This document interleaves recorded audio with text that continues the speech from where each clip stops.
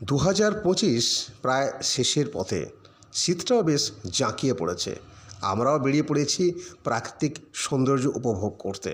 হ্যাঁ, এবারে আমাদের গন্তব্য ছিল উড়িষ্যার কাশ্মীর। এখানকার প্রাকৃতিক সৌন্দর্যের কথা বহুবারই শুনেছি, তাই সেটা নিজের চোখে একবার উপলব্ধি করার জন্য বেরিয়ে পড়লাম। আমাদের গাড়ি ঠিক সকাল 9টা নাগাদ ব্রহ্মপুর স্টেশনে পৌঁছালো। ব্রহ্মপুর স্টেশনটা বেশ বড় একটি জাংশন স্টেশন।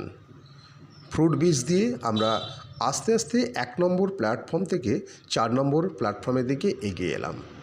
ব্রহ্মপুর স্টেশন থেকে বেরিয়েই আমাদের গাড়ি অপেক্ষা করছিল আমাদের জন্য। গাড়ি চেপে শহর পেরিয়ে যখন আমরা প্রবেশ করলাম পাহাড়ি এলাকায়, অপরূপ দৃশ্য আমাদের চোখে পড়ল। প্রথমেই চোখে পড়ল আমাদের প্রথম স্পট, মা করঞ্জয়ী মন্দির।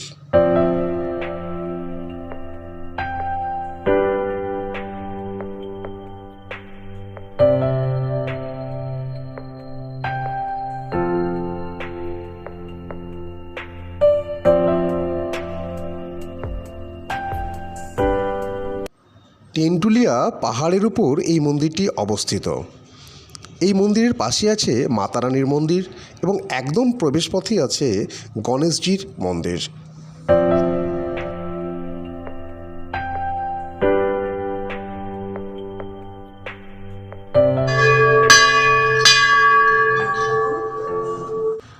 স্থানীয়দের মতে এটি অত্যন্ত পবিত্র একটি মন্দির।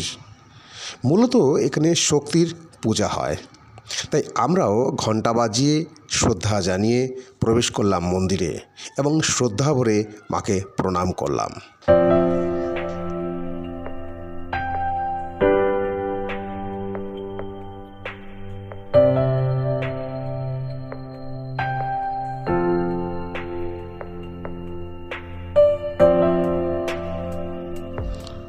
সবাই মিলে কয়েকটি ছবি তুলে আমরা আবার এগিয়ে চললাম আমাদের পরবর্তী গন্তব্যে।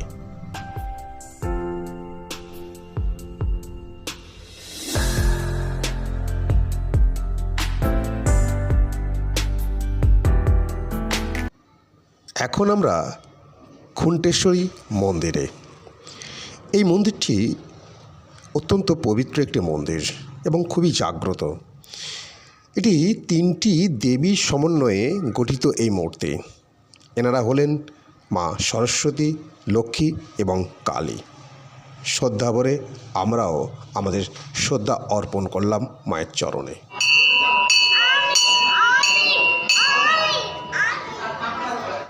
খুন্টেশ্বরী মন্দিরের সামনে আছে এই শঙ্খটি এবং তার ব্যাকগ্রাউন্ডে বা পেছনে আছে বিস্তীর্ণ পাহাড়। সেটা দেখলে এমনিতেই মন ভরে যায়।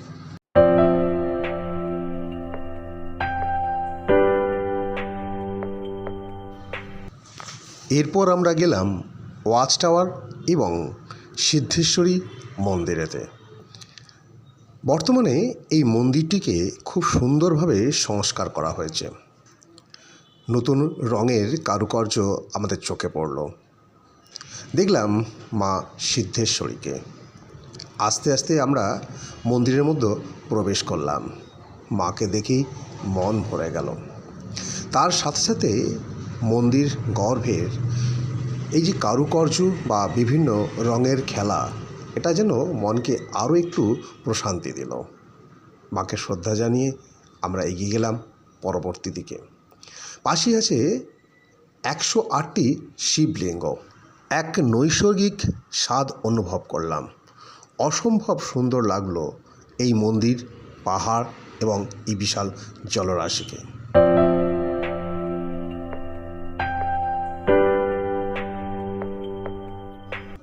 এর পাশে আছে হনুমানজির এই মূর্তিটি। এখানকার সৌন্দর্য দেখতে দেখতে আমরা আপ্লুত হয়ে গেলাম, তাই কিছুটা ক্যামেরা বন্দি করলাম। এবং তারপর যখন আস্তে আস্তে আমরা ওয়াচ টাওয়ারের মধ্য দিয়ে একেবারে সর্বোচ্চ চূড়ায় পৌঁছালাম, তখন উপর থেকে পাখির চোখ করে মন্দিরকে তো অপূর্ব লাগলোই, তার পাশাপাশি ঋষিকুল্যা রিভার এবং সারদা ড্যাম এক অপূর্ব অনুভূতি আমাদের দিল। তাই কিছুটা ফ্রেমবন্দি করে নিয়ে এলাম আপনাদের জন্য।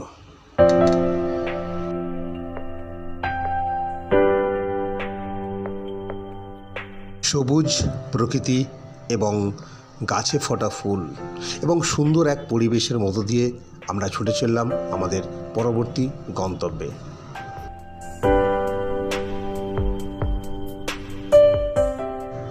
এখন আমরা হুলহুলা গান্ডা পিকনিক স্পট এবং জলপ্রপাতে।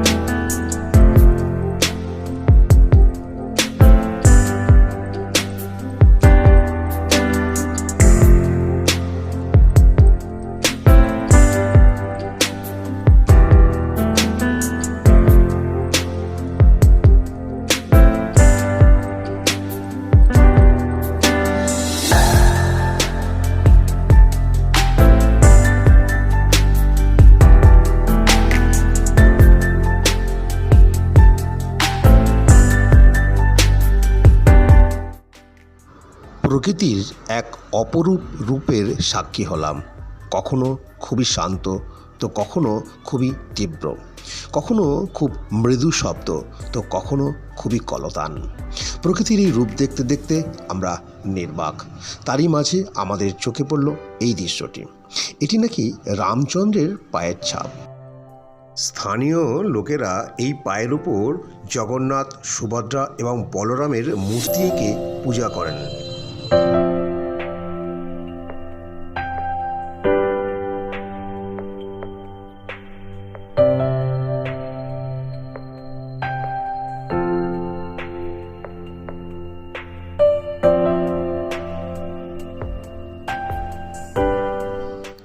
পাশেই আছে একটি ছোট children park.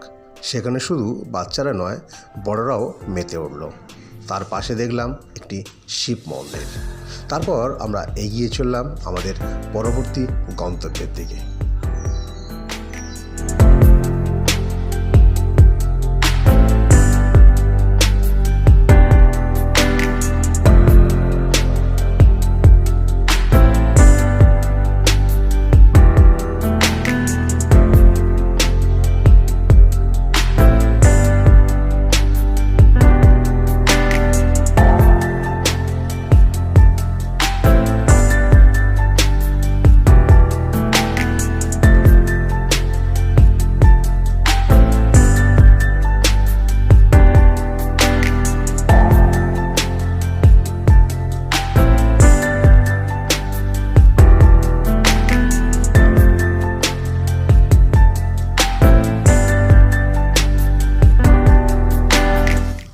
Daringbadi view point ছিল এক কথায় অসাধারণ, অপূর্ব।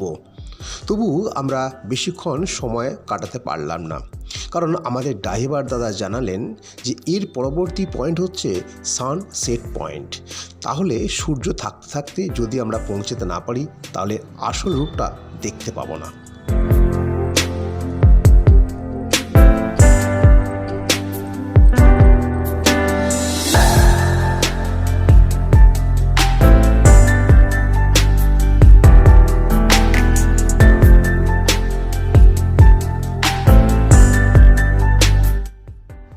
সূর্য প্রায় অস্তগামী।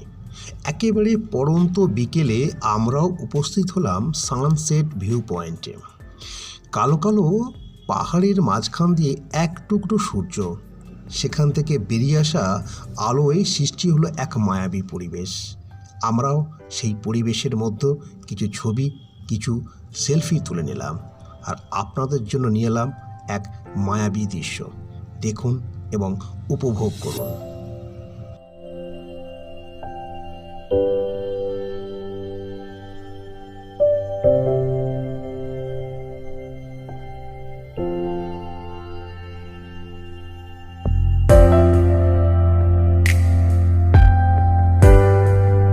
প্রথম দিনের ভ্রমণ শেষ করেই ক্লান্ত শরীরে আমরা পৌঁছে গিয়েছিলাম আমাদের হোটেলে। আমাদের হোটেল আগে থেকেই বুকিং করা ছিল।